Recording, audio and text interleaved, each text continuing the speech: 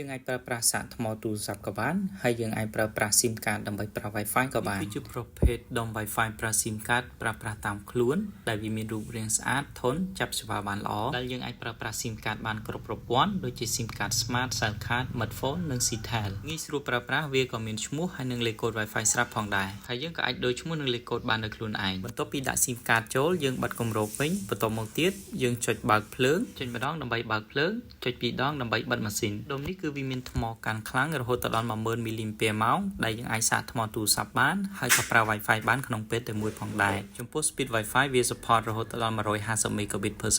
ដែលយើងអាចចាប់ប្រើប្រាស់ Wi-Fi បានរហូតដល់10ឧបករណ៍ក្នុងពេលតែមួយដើម្បីអាចប្រើប្រាស់ Wi-Fi បានយើងចូលទៅស្វែងរកឈ្មោះ Wi-Fi នៃឧបករណ៍ហ្នឹងមកទៀតយើងចុចលើឈ្មោះ Wi-Fi នៃឧបករណ៍នេះហើយនឹងវាយលេខកូដចូលដែលលេខកូដ original របស់វាគឺវាមានលេខពី1ដល់លេខ0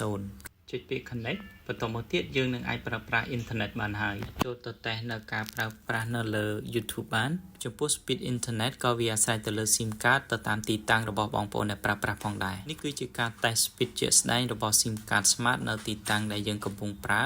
វាមាន speed internet ខ្ពស់រហូតដល់20 Mbps